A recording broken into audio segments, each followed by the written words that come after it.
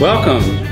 We're at Craft Restaurant tonight in lovely downtown Los Angeles, and with me is the talented winemaker from Cambria, Denise Shurtleff, and we're here to talk about this wine, which is the Cambria 2006 Julia's Vineyard Pinot Noir.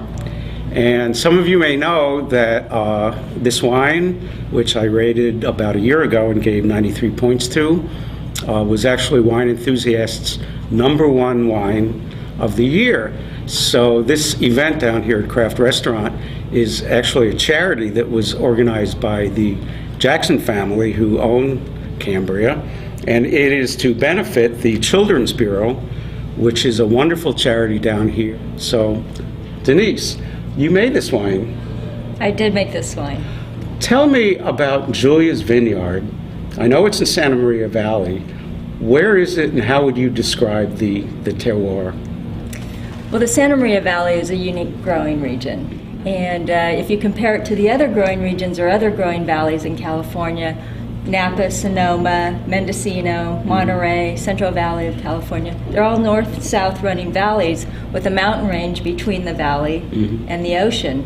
However, because the Santa Maria Valley runs north or east and west, the mouth of the valley opens directly onto the Pacific Ocean. So every day around midday, noontime, we get that maritime influence, and we like to romanticize it and everything and call it a breeze, but it's actually a nice wind that flows up through our valley and cools off our valley in the warmer months, or what should be the warmer months, and keeps the temperature moderate during the winter also. So I take it that Santa Maria Valley is cool climate, yes, which we can say Burgundian varieties, and probably maybe not Bordeaux varieties so much. Exactly. Well, let's talk about the wine itself. Obviously, I like it because I gave it a very good score. No, thank you very much. So here's to... Cheers.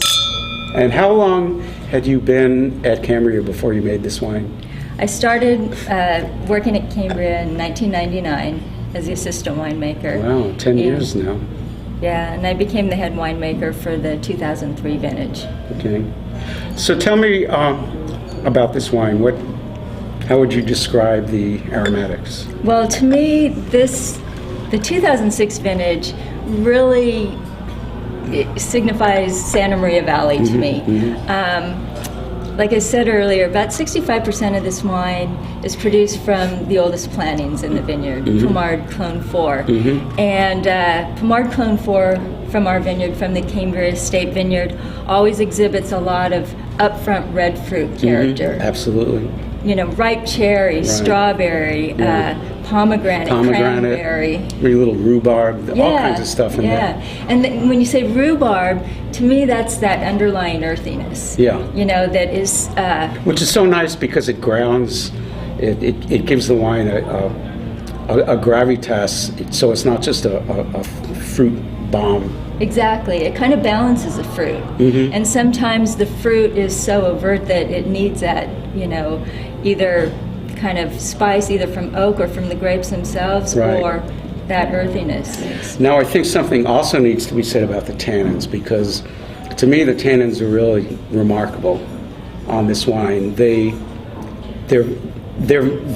firm. They're obviously present, but they're very refined and very silky, so it gives the wine even more structure along with that earthiness and the spiciness. Can you talk about the tannins? What we've found with, especially a couple of clones, Clone 2A and Clone 667, what we really notice from those clones that can contribute to this blend and kind of, help the Clone 4 portion of the blend is that they always have a silky mid-palate. And as the wine ages, it gets silkier and carries through more through the finish. And when we have good portions of those clones with the Pinot Clone 4, then we get that silkiness. And I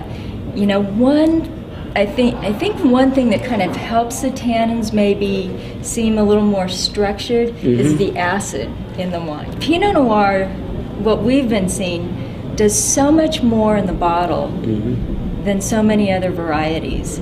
And it does more in the bottle as far as aging. It benefits from bottle age so much more than it does, I think, from barrel aging. And I think a lot of people don't realize that. They Exactly. think that a Cabernet or a Meritage type wine can be aged, and a Pinot is meant to be consumed very early. But that's not with these great, well-structured Pinot Noirs. That's simply not the case. And I think, going back to the acid content too. I mean, you have that acid structure along with the tannins. You don't, just from our experience producing Syrah, if you make a big extracted Syrah that just, leaves thick tannins on the roof of your mouth or on your teeth, they don't always age out. No. And sometimes the wines that have, like you said, balanced tannins actually stay balanced and age longer. So we're still learning about that too. Well, let me thank you very much. Here's another toast to you. I hope we're going to have a great night tonight with all the bloggers and Twitterers and Facebookers. So Denise, thank you so much. Thank you. Really appreciate it. No, it's an honor. And thank you. Bon appetit. Cheers. And if we cross paths again, should our travels bend, will I jump the path into an unknown wrath? Will I find my ocean bed deep inside my head with far